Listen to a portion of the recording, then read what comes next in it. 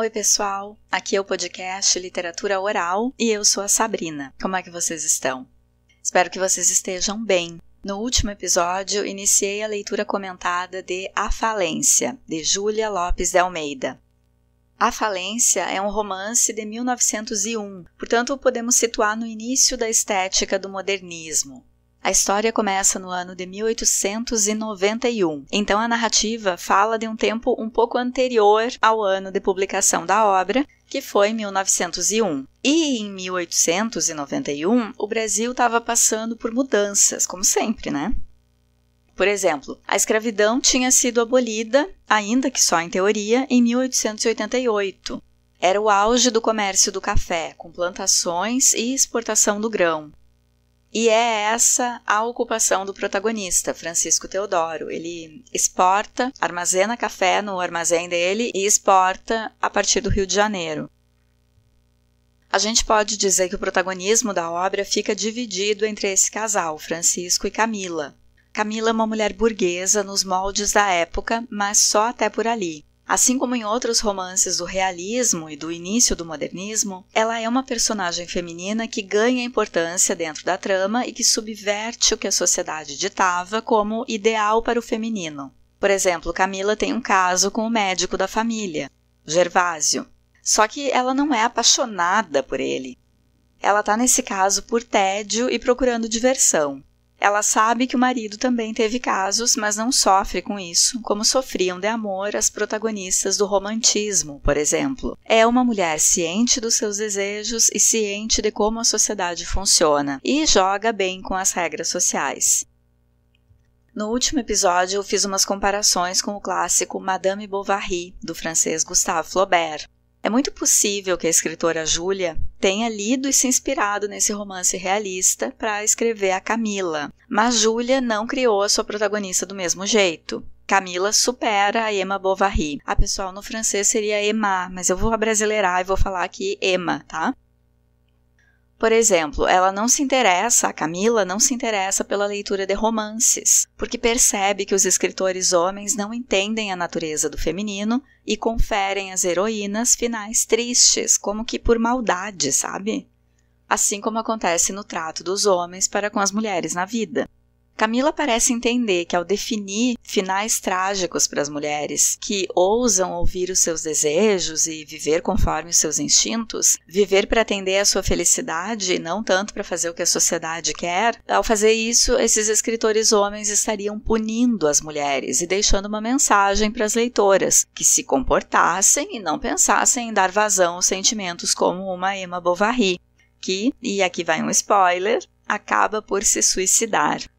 A gente ainda vai ter episódio aqui no LO sobre Madame Bovary. Vocês querem? Por falar nisso, se você está chegando no Literatura Oral pela primeira vez, te convido a se inscrever no canal e ativar o sininho para receber as notificações. E se já é ouvinte, deixa aquele like e um comentário e me conta o que está achando do romance A Falência. Uma característica do A Falência que me fez pensar no Madame Bovary é a ordem de apresentação do casal protagonista. Nesses dois romances, os escritores começam por mostrar o homem. O leitor conhece primeiro Charles Bovary, que depois casa com Emma. E da mesma forma, Júlia Lopes de Almeida nos apresenta primeiro Francisco Teodoro. Com isso, pode acontecer uma identificação do leitor logo de cara com essas personagens masculinas. Mas nos dois romances, o que acontece é que quem tem mais importância na narrativa são as esposas. Elas é que são a surpresa para o leitor e que fazem a narrativa andar. Outro ponto dissonante entre Camila e Emma é que Emma não se identificou nunca com a maternidade e Camila sim. Camila é menos sonhadora, mais pé no chão, mais preparada para driblar os entraves da sociedade patriarcal. No início do romance, Camila acha jeito de ser feliz, mesmo em meio ao patriarcalismo. Ela não gosta de ler romances, enquanto Emma moldou a sua identidade a partir da leitura deles. Diferentemente, no romance de Júlia Lopes de Almeida, quem gosta de ler são os homens. Gervásio é leitor do gênero romance, oferece um livro a Camila. E na leitura de hoje vamos saber que o Capitão Rino é leitor e estudioso de clássicos literários. Que sacada da escritora subverter o rótulo pejorativo da leitura, criando um enredo em que ler e se deliciar com literatura é coisa de homem. No capítulo 5 vai aparecer a personagem Catarina. Como eu suprimi a leitura da parte que explica quem ela é, já deixo aqui para vocês de antemão que ela é irmã do Rino e o pessoal vai conhecer ela no navio. Lembrando a vocês que eu não tô lendo tudo, tô pulando algumas descrições e diálogos que não interferem tanto para a análise. Vamos à leitura, continuando a partir do capítulo 4.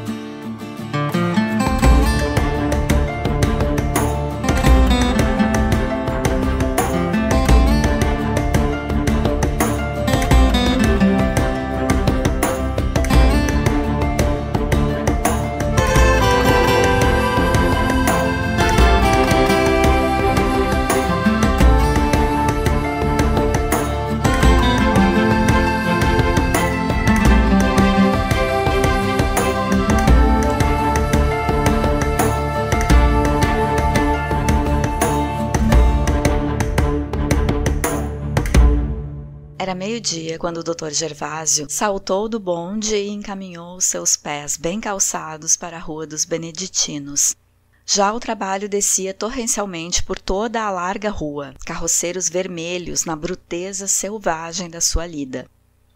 Ao alarido das vozes confundidas, misturavam-se o cheiro do café cru e a morrinha do suor de tantos corpos em movimento, como que enchendo a atmosfera de uma substância gordurosa e fétida, sensível à pele pouco afeita a penetrar naquele ambiente. Com a bengala suspensa, os dedos das luvas irrompendo-lhe do bolsinho, a cartola luzidia, a gravata clara, picada pelo brilho faulante de um rubi, ele atravessava como um estrangeiro aquelas ruas, só habituadas aos chapéus de coco, às roupas do trabalho diário, alpacas e brins burgueses, ou aos trapos imundos dos carregadores boçais.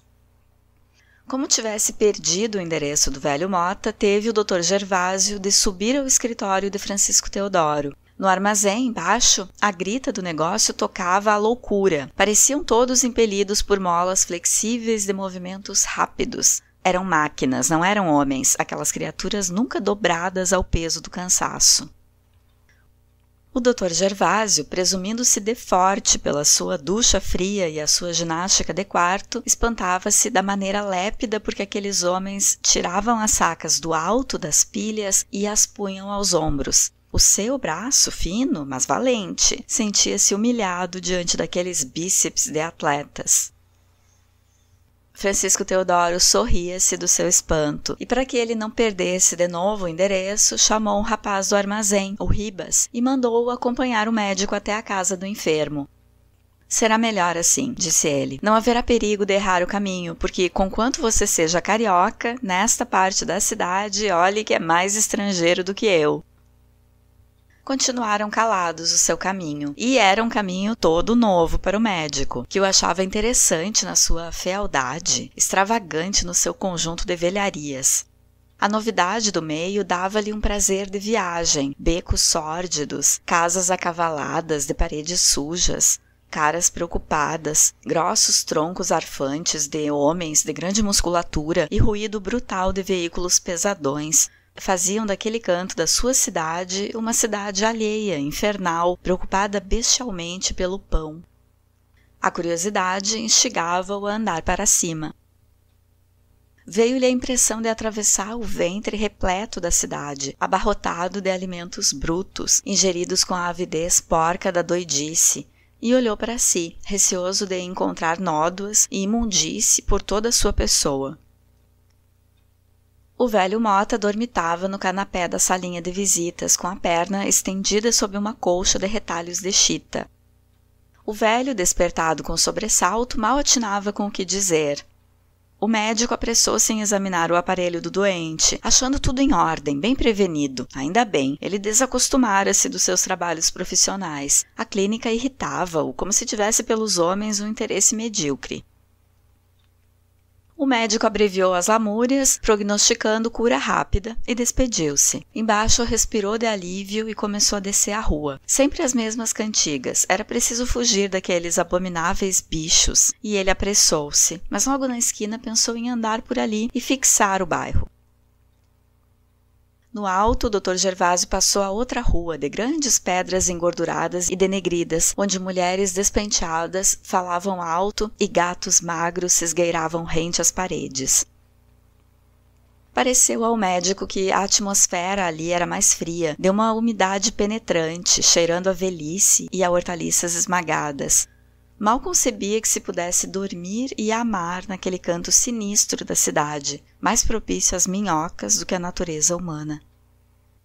Daí em diante apressou o passo, sentindo que de todos os lados olhos se fixavam com estupefação no seu chapéu alto.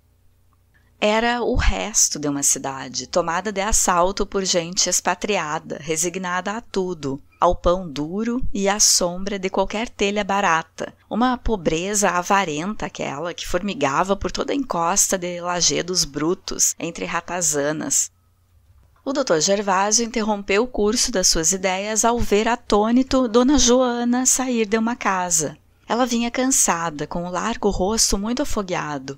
Trazia nas mãos curtas uma salva de prata, cheia de esmolas em cobre e em níqueis. Ela não se mostrou menos espantada de o encontrar naqueles sítios, e foram andando juntos até ao cimo do Morro da Conceição. Respondendo a uma pergunta do médico, que aspirava com força o ar do mar, como se quisesse lavar os pulmões do ambiente infecto por que passara, Dona Joana explicou que andava a pedir para a missa cantada. Palmilhava todo o Rio de Janeiro. Parecia incrível. Era sempre nessas ruas de gente miúda, miserável mesmo, que ela colhia maior número de esmolas. A pobreza está mais perto de Deus, dizia ela no seu doce tom de devoção. Depois, ali mesmo ao sol, sem resguardo, queixou-se da sobrinha. Camila fora sempre uma desviada, nunca tivera propensão para a igreja. O senhor é dos tais que não querem crer. Isso não me impede de lhe dar uma esmola para a sua missa. Aceito. Rezarei nela pela sua conversão. Olhe que bem precisa. O senhor está empurrando Camila para o inferno. Eu? Quem mais? Oh, minha senhora, que injustiça, bem pelo contrário. Sim, vá falando e não me olhe com esses olhos de motejo. Pensa que eu não sei de tudo? O único cego ali é o pobre do marido, que não merecia que lhe fizessem isso. Eu estou cá no meu canto, mas sei do que se passa, e toda a gente sabe, infelizmente. Mas a senhora está louca, Dona Joana, balbuciou o médico, mal disfarçando a sua ira. Não entendo. Com medo de uma descarga de censuras, Dona Joana despediu-se. O Dr. Gervásio mal a cumprimentou. Os seus amores, que ele julgava bem ocultos, tinham varado as sacristias e ido do Botafogo elegante até os casebres do Castelo e da Conceição. Quis desmentir a velha. Ela não falara só pela boca, que a tinha sincera, mas também pelos olhos, em cuja limpidez aparecera toda a verdade. Em outros tempos, de mais verdes anos, a divulgação de tais amores não o desgostaria, talvez. Ser amante de uma mulher bonita e cobiçada não é coisa que fique mal a um homem. Noca foi ao quarto de Mário, avisá-lo que a mãe lhe queria falar. Camila sentou-se e fixou no filho um olhar magoado. Estás nos dando sérios desgostos, Mário. As tuas faltas são muito repetidas, não tem emendas. As minhas faltas são tributos da mocidade, fáceis de perdoar. Falo dessa mulher com quem andas agora. Dizem todos que ela arruinará a tua saúde e a nossa fortuna. Deixa-a quanto antes, hoje mesmo, ouviste? Teu pai exige isso de ti. Ele sabe que por causa dela tens cometido já indignidades.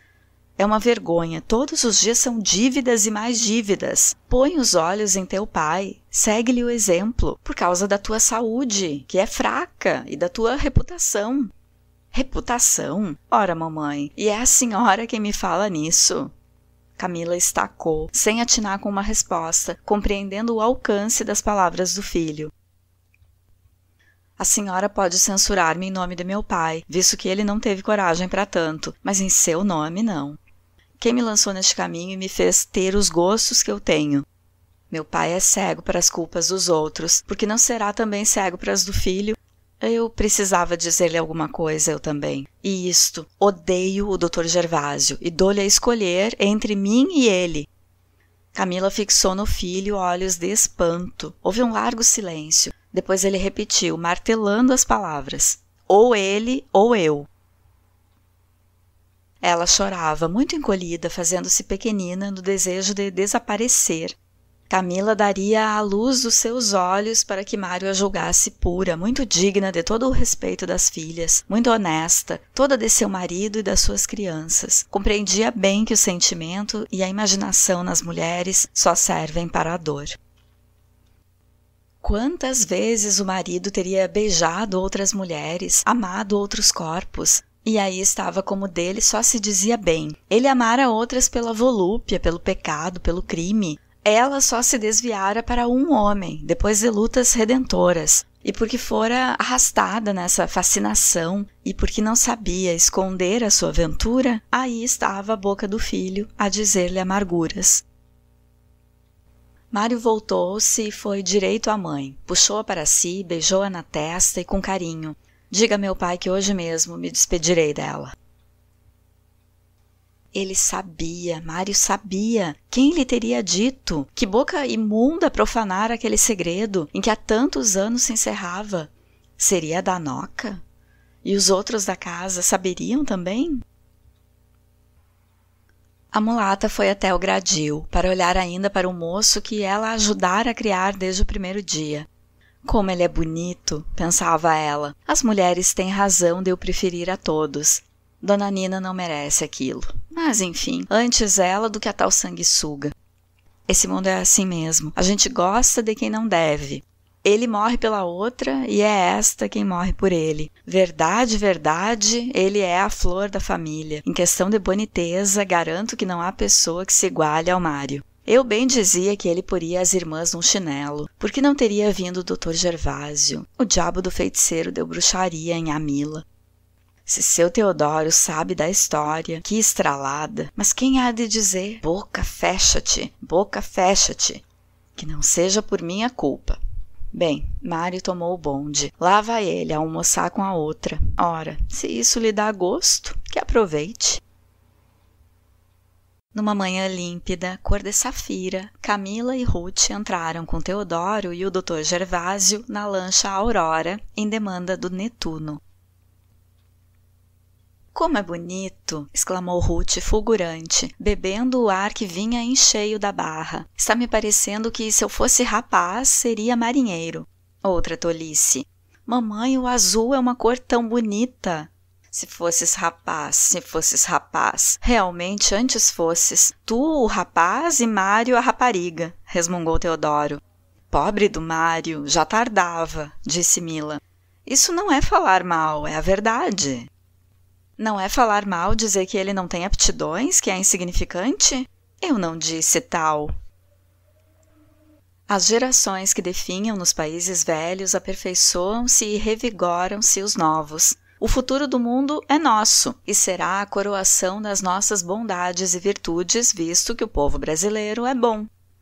Francisco Teodoro não concordava em absoluto, não podia perdoar a República. Aquela revolução fora uma revelação. Sentia-se engasgado com o exílio do imperador. Torceu assim a conversa para novo assunto. Dr. Gervásio conhecia as ideias políticas de Francisco Teodoro. Ouvia-lhe sempre os mesmos comentários. Estava inteirado. Quanto às do outro, não lhe parecia que devesse lucrar muito em ouvi-las. Voltou-lhe as costas e pôs-se a ler as lombadas dos livros da estante. Virgílio, Dante, Camões, Gonçalves Dias, Shakespeare. Bravo! Que espécie de homem seria então esse capitão Rino? Leria ele efetivamente aqueles poetas? O médico abriu ao acaso o primeiro livro ao alcance da mão e observou logo que ele estava anotado a lápis, com sinais firmes, de uma vontade bem dirigida, perfeitamente consciente do seu claro juízo. Depois daquilo, o Dr. Gervásio folheou outros livros literários, por curiosidade, desprezando os técnicos, e em todos achou vestígios de uma leitura inteligente. Bastava, começava a compreender o homem. Iludira-se até então, julgando o Rino como um medíocre e um simples. Um simples seria, mas um medíocre não. Não o temera nunca como rival, apesar de o ver apaixonado por Mila. Julgara-o fraco, inferior, sem recursos, falta de elegância, que é sempre o que seduz as mulheres, física e intelectualmente. Não passara nunca aos seus olhos de um marinheiro rude, ingênuo, sem a graça da palavra a tempo, nem a linha da distinção pessoal. Ninguém acreditaria que aquele homem grande, de carnes duras, faces rosadas como a de um menino são e modos bonachões, fosse capaz de entender Shakespeare. Ler livros tais, anotá-los, amá-los, deleitar-se na sua convivência, era obra para outra espécie de criaturas. Aquilo era um escárnio, não era outra coisa. Da cadeira de braços, Francisco Teodoro atirava a sua última bomba contra a República, lamentando este grande país tão digno de melhor sorte. Fino levantou-se. Ele tinha outras opiniões e uma fé sincera nos destinos da pátria.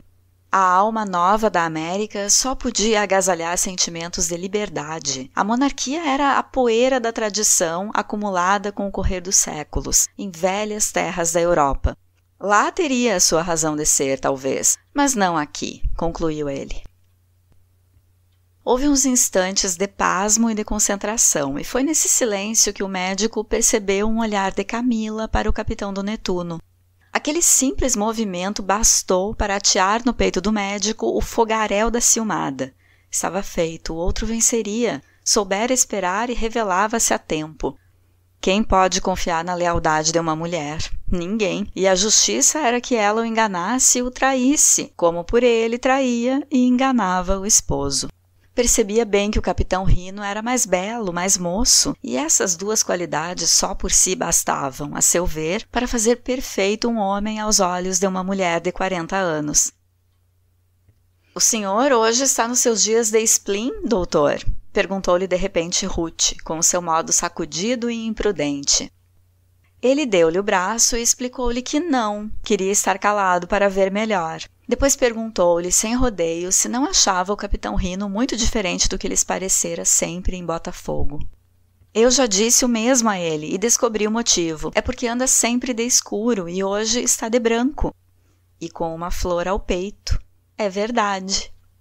Ainda há outra razão, é que ele está contente. Ruth, a influência das cores é grande nas criaturas, mas a das impressões ainda é maior. A alegria força a ser-se bonito. O capitão tem hoje a alma vestida de branco e perfumada como a sua rosa vermelha da lapela, uma bonita flor. Não creia que baixe um alfaiate para dar uma cara de pau à expressão que a dele hoje tem. A grande influência do alfaiate para no pescoço. A cabeça é da paixão.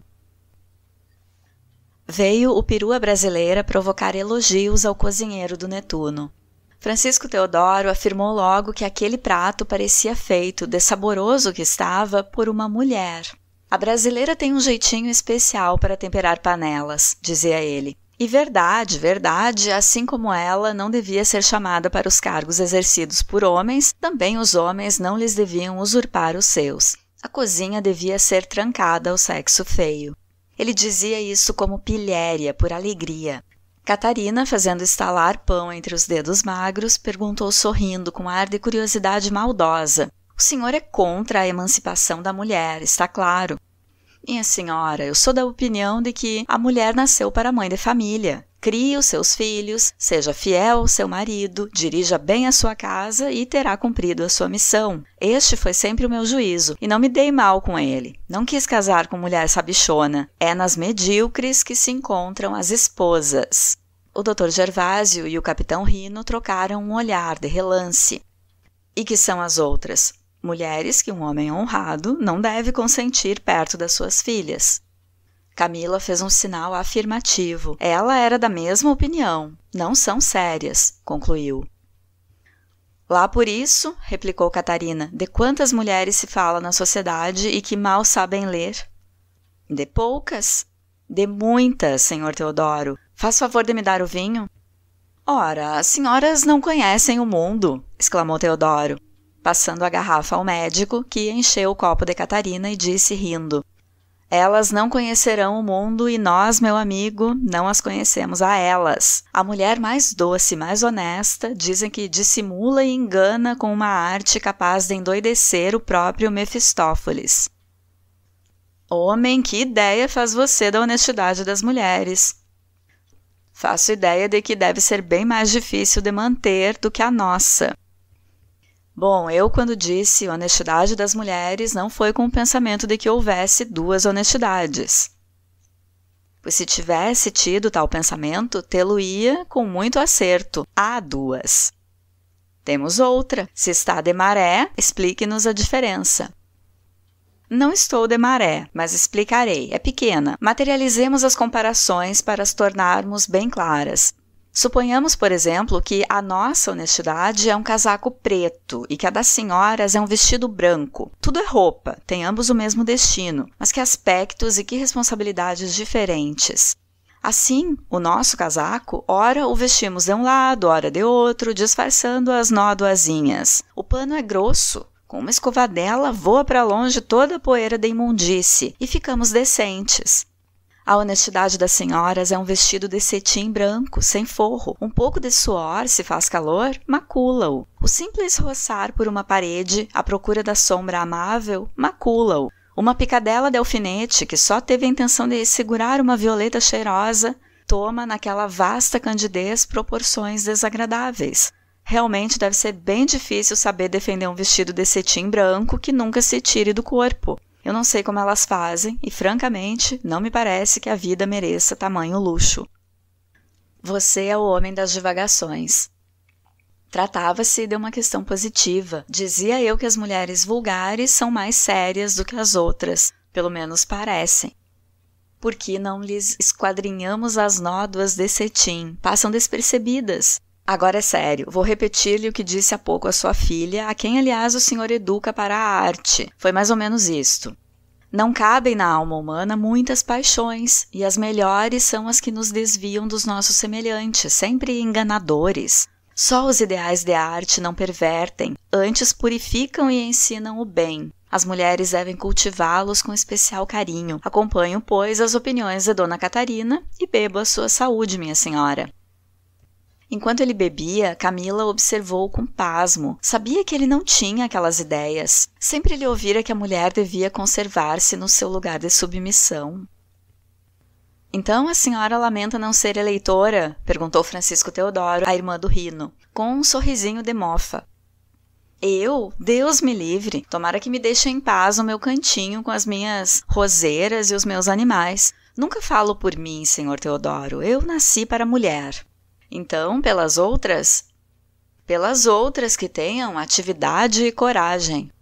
E a casa, minha senhora, e os filhos? A este argumento é que ninguém responde. Mulher nasce com o fim de criar filhos e amar com obediência e fidelidade a um só homem, o marido, que diz também a isto o nosso doutor. Que ela talvez tivesse nascido com essas intenções, como o senhor disse, mas que as torceu depois de certa idade. Catarina serviu o café. Quando passava a última canequinha, disse: as mulheres são mal compreendidas. Vejam aquela gravura. Está ali um homem desafiando o perigo, avançando na treva com a espada em punho, e a mulher mal o alumia com a luz da vela, cozendo-se amedrontada às suas costas. O que prova que a mulher é medrosa, exclamou Teodoro com modo triunfante. Mas não é verdade, pelo menos no Brasil. Nós não nos escondemos atrás do homem que procura defender-nos. Se ele avança para o inimigo, sentimos não ter asas, e é sempre com ímpeto que nos lançamos na carreira, querendo ajudá-lo a vencer ou evitar-lhe a derrota. Este é que é o nosso caráter, que me desminta quem puder. O Dr. Gervásio observou Catarina com atenção. Ela estava de pé, com as narinas arfantes, as faces abrasadas. Sim, agora era o sangue caboclo que lhe saltava nas veias. Era uma brasileira. A tal avó dinamarquesa dava todo o lugar a outra avó indígena, descendente de alguma tribo selvagem. 2 horas depois, os visitantes deixavam o Netuno. O capitão Rino e a irmã conduziram-os até o cais, onde se separaram. Foi então um grande alívio para o Dr. Gervásio, a quem a presença do outro irritava terrivelmente. Francisco Teodoro não se cansava de elogiar a ordem e o asseio em que encontrara tudo. Começava a venerar o capitão Rino. Achava-o eloquente, superior. Lembrava detalhes insignificantes, muito agradecido às cortesias do moço. Catarina desagradara-lhe com seus modos independentes. Achara-a feia. Mulher quer-se com carne, bons volumes, dizia ele, olhando de esguelha para o vulto redondo da esposa. A rua 1º de Março despediu-se do grupo. Aproveitava a ocasião para visitar um colega doente e encarregou o doutor de acompanhar a família. Foram então os 3, Ruth adiante, com o seu modo distraído, de queixo erguido e passos firmes. Camila ao lado do médico, através das ruas quase desertas de domingo. Ao princípio nada se disseram. Camila adivinhava a tempestade próxima, sem lhe atinar com a causa. Estranhara as frases do Gervásio à mesa, sentia ainda a dor dos remoques que ele lhe atirara disfarçadamente. Faltava-lhe coragem para uma pergunta. Mais por submissão do que por indolência. Ela esperava sempre que ele fosse o primeiro a falar e a agir, naquela torturante passividade de escrava a que o seu amor a lançara. Ele falou. Disse ter surpreendido a doçura de um amor nascente. Que não se espantava da vitória do Rino. Achava que se devia despedir, que havia bem entregue. Camila compreendeu tudo de relance. As lágrimas subiram-lhe aos olhos, sem que ela pudesse responder à brutalidade da ofensa. O rosto tingiu-se-lhe de vermelho, numa onda de vergonha que a sufocava. Vendo-a calada, ele insistiu baixinho, teimosamente, irritantemente, espaçando as palavras, extravasando todo o ciúme contido durante as horas de bordo. Ela murmurou então vexada por entre dentes. Eu não gosto do Rino, eu não gosto. E para que falar assim na rua? É uma imprudência. Não tive tempo de escolher lugar. Isso é bom para os calmos. Depois, vendo-me ameaçado de abandono, apresso-me em despedir-me. Isso tinha de ser já. Como os homens são orgulhosos e injustos. Serão. E as mulheres? Volúveis. Quase sempre a mulher ainda ama e já é considerada pelo homem como uma importuna. Está aí a nossa volubilidade. Calaram-se. Passava gente. Depois de uma longa pausa, foi ela quem disse primeiro. Que me importa a mim, o Rino? Estou pronta a desfeitá-lo, se com isso... O médico interrompeu abaixo, mas com vivacidade.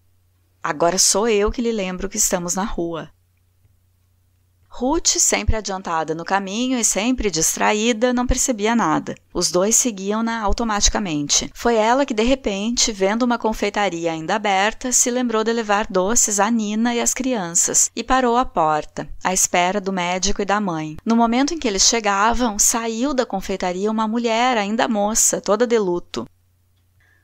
Ao vê-la, o médico recuou bruscamente e ela, mal ouviu, corou até a raiz dos cabelos e vacilou também. O choque foi rude e rápido. Ele ficou firme na calçada, muito pálido, com contrações nas faces, e ela passou, séria, numa rigidez contrafeita e torturada. Camila sentiu roçar pelo seu vestido claro o vestido de lã da outra. Aspirou com força o seu aroma violento de uma essência desconhecida. Viu-lhe a alvura da pele aveludada. Apanhou naquele gesto de surpresa de ambos um mistério qualquer, uma traição, uma infidelidade, uma ignominiosa mentira à sinceridade da sua paixão. Quem é? Quem é? Perguntou ela com avidez frenética, puxando imprudentemente pela manga do médico. O Dr. Gervásio, ainda no mesmo lugar, olhava para a mulher de luto que seguia numa pressa de quem foge. A voz de Camila voltou-se atarantado. Sorriu com esforço evidente e depois, baixo, muito baixo, mas com modo sacudido e nervoso, disse: Não faças caso, uma mulher que amei e que morreu. O Dr. Gervásio pediu a Camila que serenasse o seu espírito. Ele lhe contaria tudo mais tarde. Descansasse, que aquilo era uma coisa passada, perfeitamente extinta.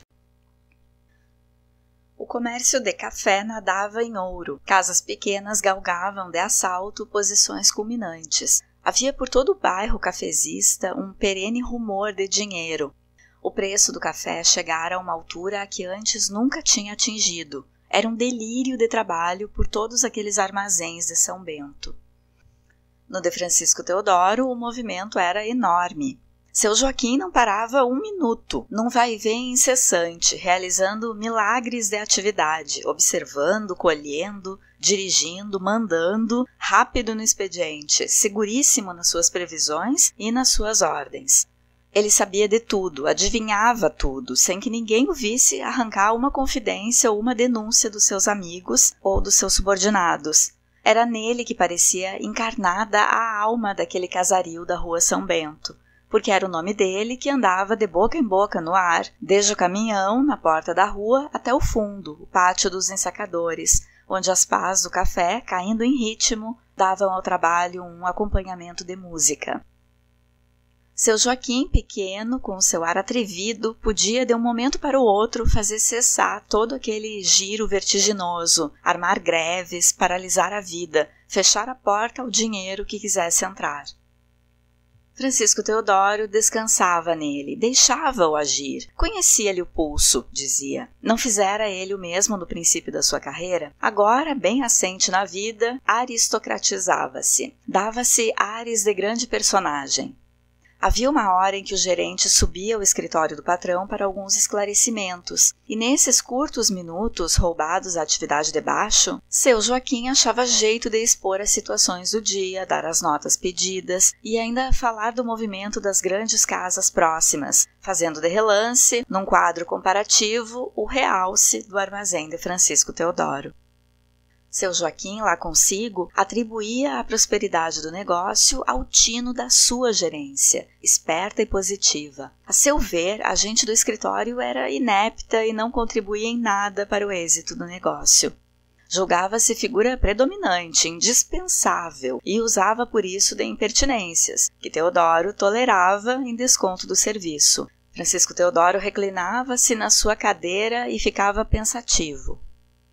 Naquela grande paz da fortuna conquistada, Francisco Teodoro sonhava então com viagens demoradas.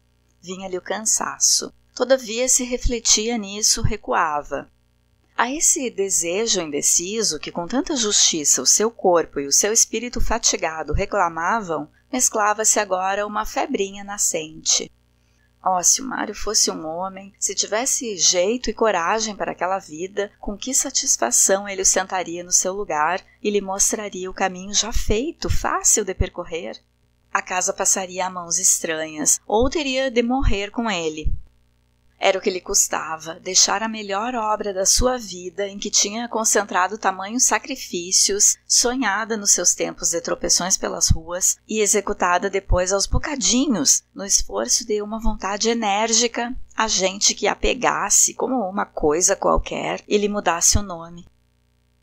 Naquela rua de casas ricas, ela seria a mais rica, se o Gama Torres não se tivesse posto adiante, ajudado pela mão do diabo, que a de Deus só auxilia os homens de longos trabalhos e belos exemplos.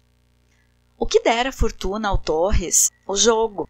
Sabia-se agora, por toda a cidade, que ele jogava na bolsa como um doido. O resultado aí está, magnífico, mas não poderia ter sido péssimo? Certamente, concluía ele consigo. Não é isso que se chama ser bom negociante, obra do acaso, nem mais nem menos. Teodoro sufocava, não ouvia falar noutra coisa. O seu vizinho da esquerda e o seu vizinho da direita passavam quantidades fabulosas de libras para a Europa, ganhas no azar do momento. E ele? As suas reflexões tomaram um curso tristonho. Trabalhara tanto para afinal alcançar o que os outros adquiriam com um gesto.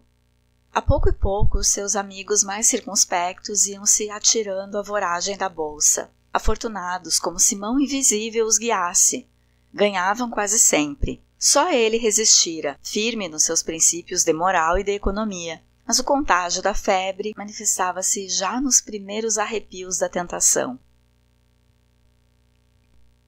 Noca tinha ascendência sobre a criadagem, que a tratava por dona. Mesmo entre os brancos, a palavra da sua experiência era ouvida com acatamento. Ela era a mulher desembaraçada, a doceira dos grandes dias de festa, a única das engomadeiras capaz de satisfazer as impertinências do dono da casa. Ninguém sabia como a Noca preparar um remédio, um suadouro, nem dar um escaldapé sinapisado. Nem tão bem escolher o peixe, preparar um pudim ou vestir uma criança. Alegre, forte, faladora e arrogante, com o gênio picado e a língua pronta para a réplica. Não admitia admoestações nem conhecia economias.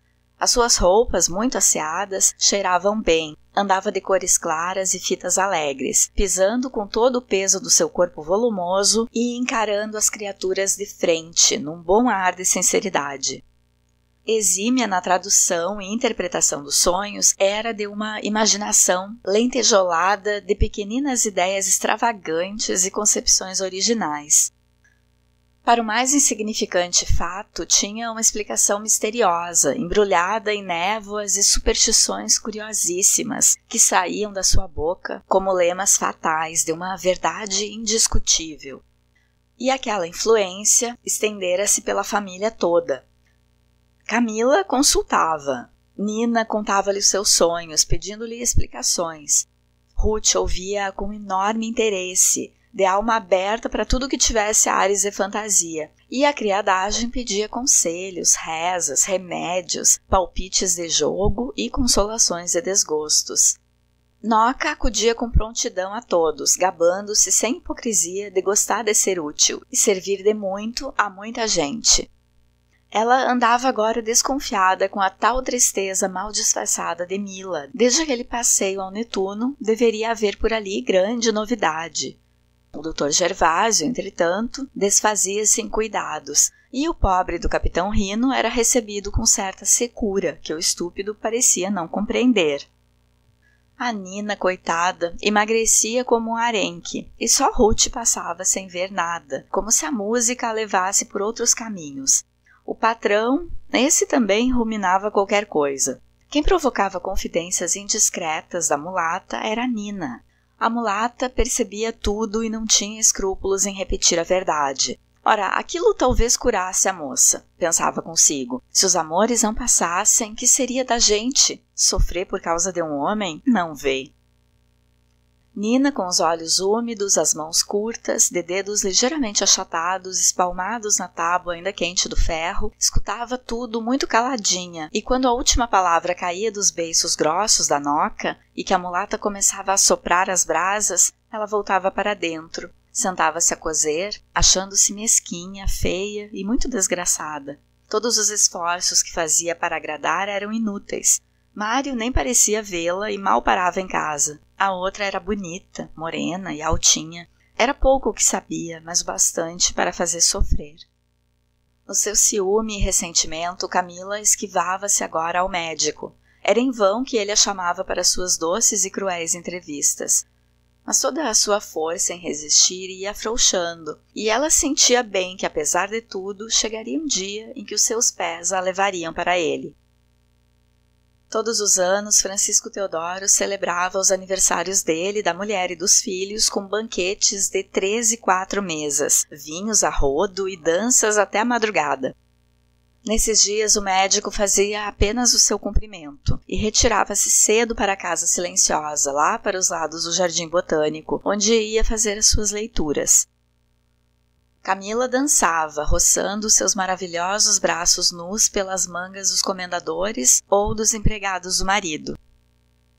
Como Ruth não dançasse, o pai chamava de minha estudiosa, gabando aos convidados, que olhavam um pouco espantados para ela. Ruth esquivava-se aquela curiosidade e fugia para fora. Iam encontrá-la depois, no balanço, sozinha, voando à claridade das estrelas. Era uma dessas festas que Francisco Teodoro desejava agora oferecer aos seus amigos. Desceu a consultar a mulher e o médico. Encontrou-os ainda no terraço, ao lado de Ruth, que as mãos da mãe prendiam nervosamente. Mila acolheu a ideia com frieza. O marido insistiu. Você está mole, anda diferente. Reaja, tome remédios. Que diabo, eu tenho obrigação de obsequiar os homens. Eles vêm aí em nome da colônia, não quero fazer figura triste. Dr. Gervásio acudiu, achava magnífica a ideia e procuraria auxiliá-la na execução. Pela primeira vez o viram interessado por uma festa. Francisco Teodoro pediu-lhe que a dirigisse. Desse dia em diante, o médico punha e dispunha do palacete, como senhor absoluto, determinava como as coisas se fizessem. Mila assistia a tudo silenciosa, abatida pelas suas suspeitas, mas pouco a pouco Gervásio convencia de que a sua ciumada era uma doidice. Não tivera ele também ciúmes do capitão Rino? E aí estava, já nem pensava nisso. Como o coração de Mila não comportasse rigores, afeito à felicidade, ela foi esquecendo.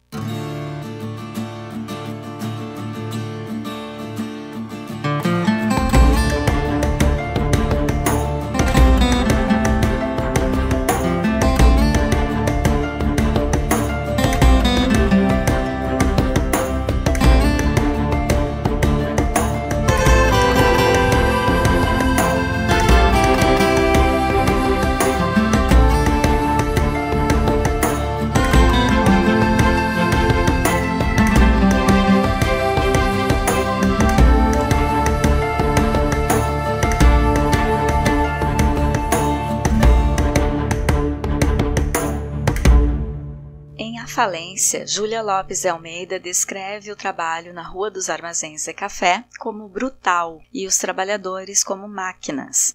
O capítulo 4 começa com o médico Gervásio indo no bairro dos Armazéns para cuidar do funcionário que Francisco Teodoro pediu.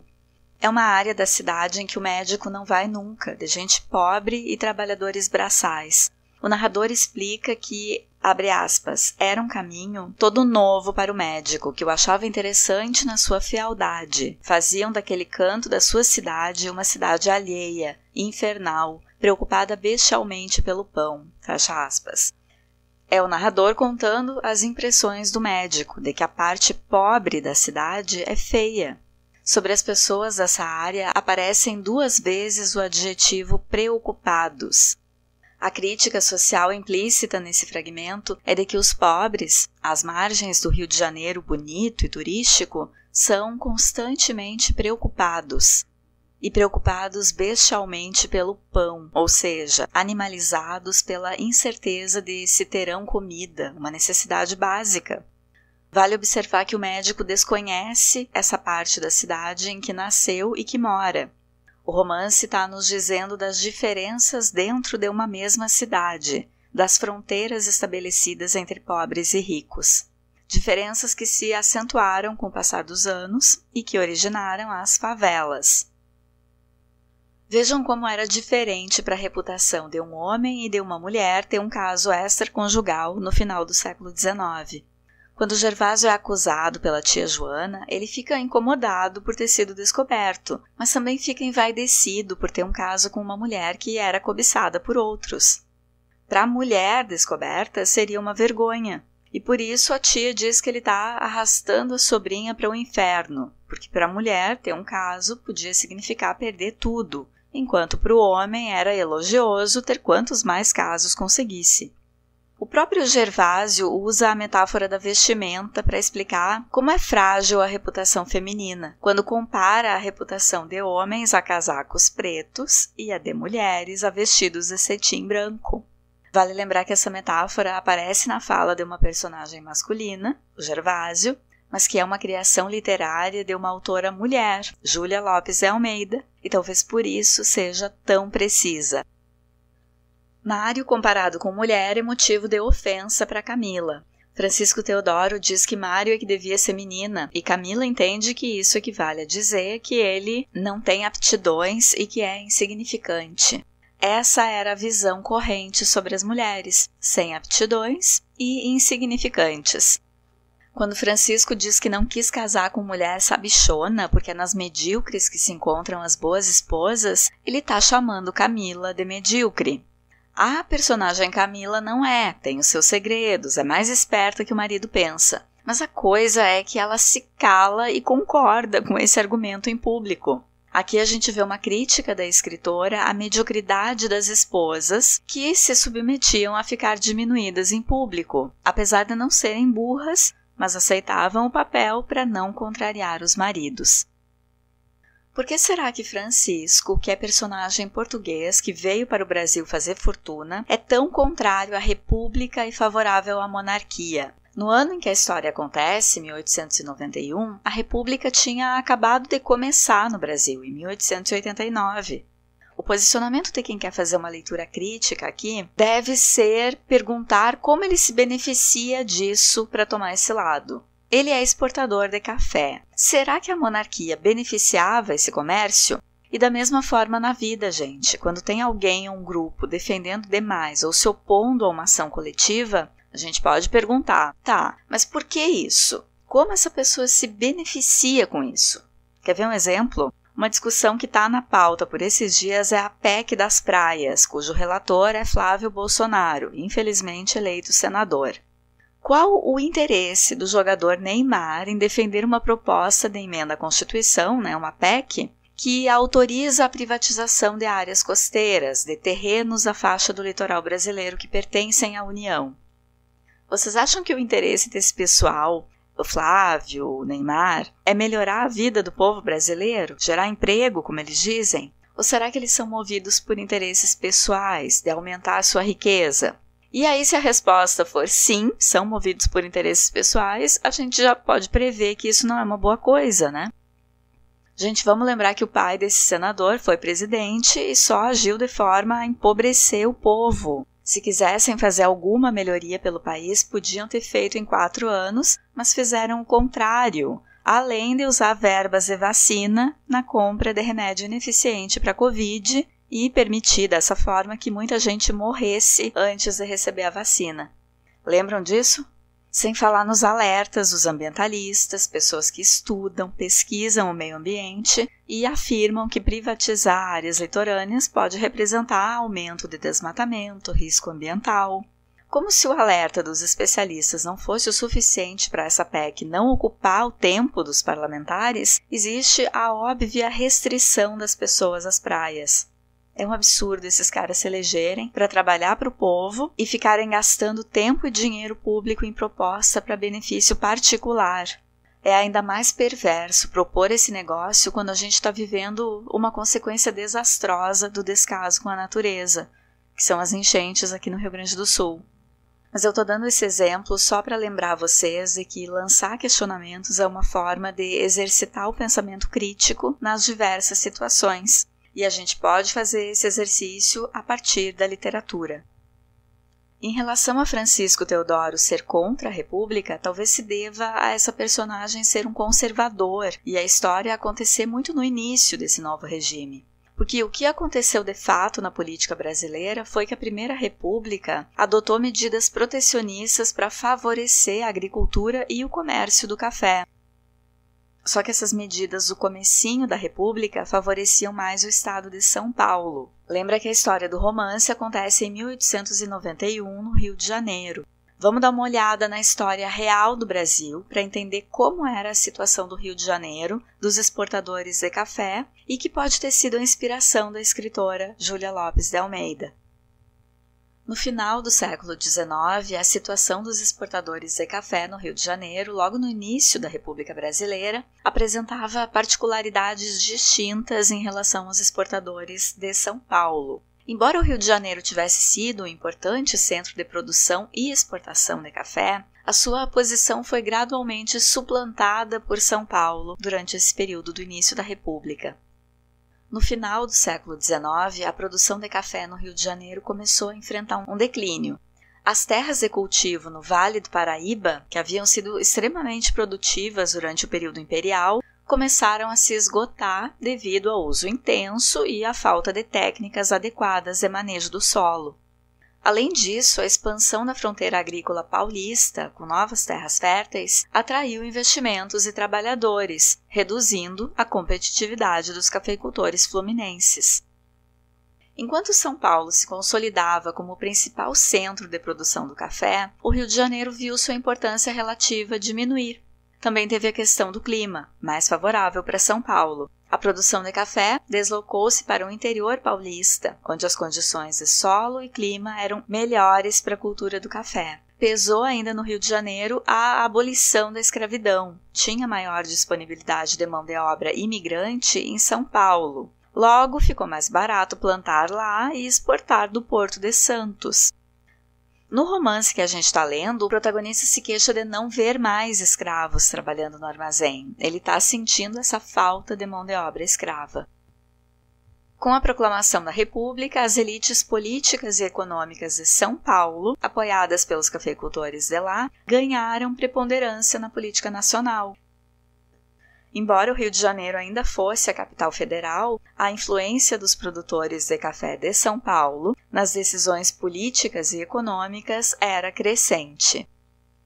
No final do capítulo 5, a gente tem um fluxo de consciência da Noca olhando o mar e esperar o bonde. Eu não li essa parte, mas só para comentar com vocês que fluxo de consciência, está lá no final do 5, é quando o autor escreve como a gente pensa, com um pensamento encadeado a outro, sem que sejam necessariamente do mesmo assunto, sem que tenha pontuação adequada, sem que um assunto termine para começar outro. Como na cabeça da gente, não é assim? A gente vai amontoando assuntos, fala sozinha, mistura tudo no pensamento. Escrever assim ganhou força durante a estética literária do modernismo, que vigorou a partir do início do século XX. Vamos falar sobre a Ruth? No episódio passado, a gente já tinha visto que ela tem hábitos que a sociedade classifica como coisa de menino, como subir em árvore. Na leitura de hoje, Ruth manifesta a vontade de ser marinheiro caso fosse menino. Quer dizer, ela pondera sobre como poderia ser a vida se fosse menino. Isso é uma crítica à organização social que teima em determinar o que é de homem e o que é próprio de mulher. E não adianta, é tentar colocar as pessoas em caixinhas, mas sempre tem alguém infeliz e querendo dar vazão às suas próprias vontades. É um romance de 1901 e fala de que as pessoas nem sempre se encaixam no que a sociedade dita como ideal. Eu não acho que a Júlia Lopes de Almeida tenha escrito essa personagem pensando em características trans, não naquela época.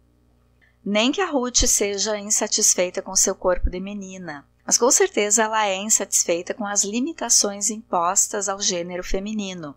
Não que eu ache que não existisse, no começo do século XX, pessoas tomando consciência de não se identificar com o gênero do corpo. É claro que sim. Só acho que com a Ruth ainda não é essa a pauta que a escritora está levantando. Mas eu já acho interessante que Júlia tenha construído a personagem com essa rebeldia, de querer ser livre. Francisco diz que antes Ruth fosse homem e Mário, o filho que dá trabalho, tivesse nascido mulher. E Camila se ofende, porque o dizer que seria melhor que o filhinho fosse mulher é um ultraje. Mulher nesse romance, para esse grupo de personagens, equivale quase que como nascer com uma maldição. É ter nascido marcado, ou marcadas, por uma inferioridade irreparável. Eu já estou retirando o que eu disse da Camila ser emancipada e pensar como uma mulher à frente do seu tempo. Foi só no início do romance e só em relação ao caso dela com o médico. Quer dizer, a Camila é emancipada só quando convém. Enquanto Francisco Teodoro representa o europeu conservador, Rino, brasileiro e leitor de clássicos da literatura mundial, é favorável à República, como representante de uma leva de cidadãos modernos de pensamento arejado, oxigenado por ideais de liberdade. Quando o médico Gervásio está se doendo de ciúme do capitão Rino, porque ele descobriu que o outro lê, né, logo é culto e mais atraente para Camila, mas quando ele está assim enciumado, Ruth percebe que ele está taciturno e pergunta se ele está nos seus dias de spleen. Essa expressão nos remete à depressão da segunda geração do romantismo, quando os poetas, ensimesmados pelos amores não correspondidos, sofriam do mal do século, e diziam na época que era a geração do spleen, ou seja, do tédio, da melancolia. Em inglês, spleen é baço, o órgão do corpo humano que produz anticorpos, filtra o sangue, além dos rins. A associação entre depressão, mal do século e spleen é indireta, mas tem a ver com a relação entre sistema imunológico e saúde mental. Vocês sabiam que o nosso sistema imunológico está ligado à saúde mental? Como o baço cuida da função imunológica, uma disfunção desse órgão pode afetar o equilíbrio neuroquímico do cérebro, influenciando, por exemplo, a produção de serotonina, que é o neurotransmissor associado ao humor e ao bem-estar, podendo desencadear ou agravar quadros de depressão. Vocês já notaram que quando o nosso sistema imunológico está lesionado, como numa gripe, a gente fica meio ranzinza? Pois é, tudo a ver. Jesus, literatura oral também é saúde. Quando eu estiver demorando para postar um episódio, vocês já sabem, tô lá estudando o baço. No diálogo entre Francisco, o médico, e Catarina, é reforçado o papel ideal atribuído às mulheres na sociedade do final do século XIX. A autora coloca na voz do protagonista as falas mais preconceituosas, já que ele é a personagem conservadora, o Francisco Teodoro. E também é o tolo, o único que não percebe como os outros homens cortejam a esposa dele. A ideia é que o leitor veja a mediocridade dessas opiniões. O médico e Rino representam os homens com algum lampejo de entendimento sobre a potencialidade do feminino. Catarina é a mulher com visão emancipada, mas ainda sem coragem de assumir que queria essa emancipação para ela. E Camila, em público, representa a submissa, que concorda que mulher existe para ser esposa e cuidar da casa. Era para, no mínimo, ficar triste com a fala do marido, mas concordou. E não se apavorem com o comportamento hipócrita dessa personagem, que é insatisfeita no casamento, recebe o amante em casa todos os dias na convivência com a família e, em público, concorda com as opiniões misóginas do marido. Não vamos longe, que mulheres hipócritas existem ainda nos nossos dias. Quem não lembra do Bolsonaro dizendo que quando um homem tem uma filha mulher é porque deu uma fraquejada? E com isso chamou todas as mulheres de fraquejadas. E quanta mulher a gente viu votando nele e fazendo campanha, né? Se na leitura dessa conversa das personagens vocês ficaram confusos para saber quem estava falando, não se preocupem que mesmo eu lendo fiquei na dúvida. Faltou umas marcas da autora de disse fulano, respondeu fulana. Mas no geral a gente consegue entender que a conversa era principalmente entre Francisco e Gervásio. Catarina parece uma feminista, mas esse termo ainda não era usado na época. E aí o Francisco diz que achou ela feia, por ela ter essas ideias assim. E quando questionada se lamenta não poder votar, ela jura que não quer votar. Então é uma personagem que desponta defendendo uma identidade feminina mais livre, mas que ainda não tem coragem de assumir que quer viver essa liberdade. No início da República, o voto feminino no Brasil ainda era um direito longínquo. Somente em 1932 as brasileiras conquistaram o direito de votar. Foi durante o governo Getúlio Vargas. Na verdade, uns anos antes, em 1927, no Rio Grande do Norte já tinham conquistado. Mas foi só lá. Para quem ainda não escutou, o episódio 56 do Literatura Oral é sobre a peça teatral e a campanha de Josefina Álvares Azevedo pela conquista desse direito. Quando Catarina defende a coragem das mulheres, o médico tem um pensamento preconceituoso. Pensa que aquele comportamento dela é o sangue indígena e selvagem se manifestando, como se ser indígena e selvagem fosse algo menor. Francisco Teodoro é um homem que delega seus problemas a outros homens, e as tarefas que lhe cabem por direito e dever, delega tudo para os outros. A gente viu que quando ele precisou dar uma dura no filho, pediu para o médico falar com Mário. No armazém, deixa que o gerente, Joaquim, seja o braço forte. O seu Joaquim achava que os outros do escritório eram ineptos e não contribuíam em nada para o êxito do negócio, que o armazém funcionava por conta da gerência dele. Ele era quem de fato fazia o negócio girar. Será que ele tem alguma razão nisso? Francisco Teodoro se ressente porque o que ele conseguiu foi às custas de trabalho duro e agora está vendo outros empresários fazendo dinheiro facilmente investindo na bolsa de valores, que ele chama de jogo. Está nascendo nele uma vontadinha de especular. Mas como ele é um conservador e não é acostumado a estudar, a pensar, só acostumado com o trabalho braçal, ainda tem preconceito com essa novidade. Na altura do capítulo 7, a narrativa nos mostra um Francisco que dá por certa as suas vitórias na vida, como se não fosse possível perder o que já conquistou, a empresa e a família. Onde é que essa segurança toda vai levar? Por hoje eu fico por aqui. No próximo episódio do Literatura Oral continua a leitura comentada de A Falência, de Júlia Lopes de Almeida. Fiquem bem e até lá!